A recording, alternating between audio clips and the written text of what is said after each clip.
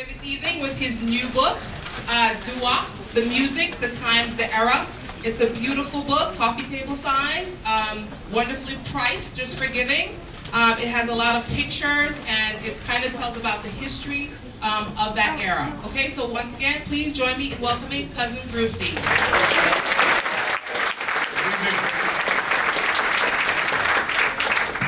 This book was written under the guidance and the heart and soul of one man. I just want you to say hello to him. I'd like him to say a couple words. He is really the inspiration for me writing this book. Where's Charlie? Charlie Nurnberg. Charlie, come on, just 2 minutes. I want them to see what a publisher looks like.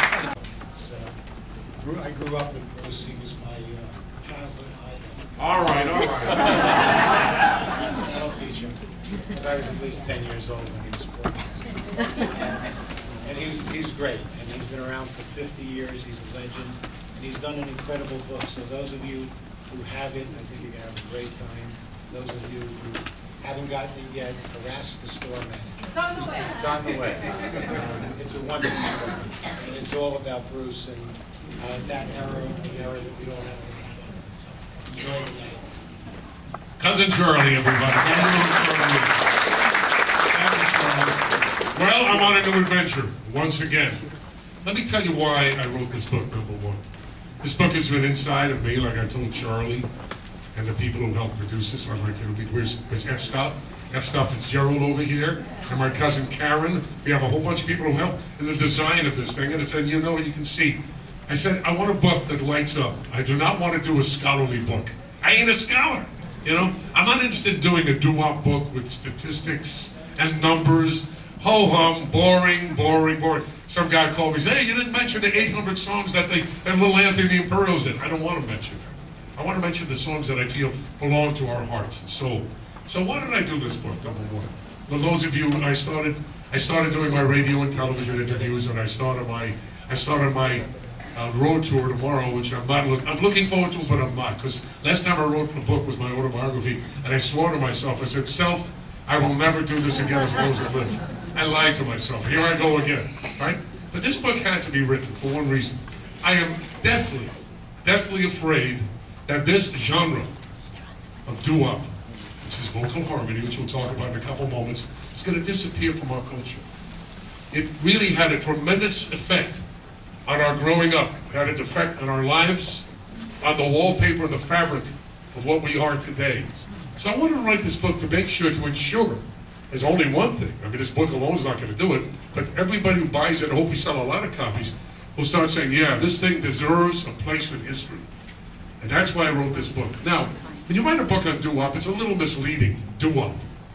So I said to Charlie, we just met a few moments ago, you notice it says on the bottom, Charlie wanted to call it doo-wop because he grew up with Cousin Brucie and he knows what doo-wop is. I said, yeah, but doo-wop is not enough. Music follows the events. Music follows culture. The poets write about events. Events don't write about the poets. So in other words, you have an event first, you have a cultural experience, and then the poets write. So we have the music, the times, the era. The doo-wop genre is the centerfold, the crown of this book. But without the sidebars, as they call it, I learned a new word. I'm getting very authorish now. Brucie, the author here, right? Without the sidebars, I don't think this book would be fair. It would be another reference book. So it talks about the soundtrack of our lives. It talks about the events, the politics, some good stuff, terrible things that happen. You know, this 50s and 60s was not the happy times all the time. It was not mall shops. It was not, hey, let's go to the Hop. Let's wear the poodle skirts and have a good time. That's baloney. It wasn't that. Every time we go through life, there's hills and there's dales. There's good things and bad things. So this book tells everything.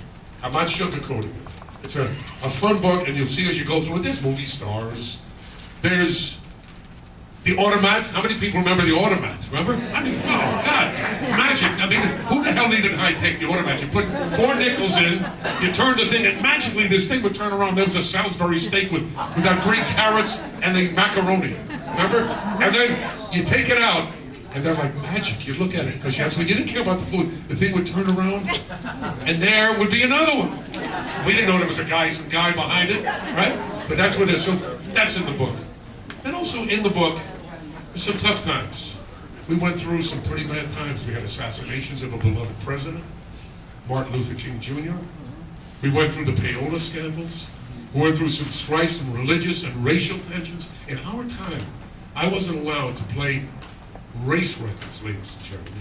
Cousin Brucie started, I was a young guy, I couldn't play race records. In my time, in your time, this is outrageous. The Apparition, which I call the wart on a tush of humanity, Senator Joseph McCarthy, is in this book. Everything we have, everything we've lived through, is part of our lives. Doo-Wop reflects part of our lives. Therefore, this cannot disappear from history. Because not only was this book written for you, and you and you and you, and this, of course, this is, you're my people. You grew up with Cousin Brucie, most of you.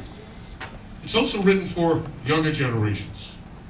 I want them to know what their mamas and your daddies and their aunts and uncles and grandpas and grandmas went through to reach a certain very nice age and reach through some of the great times.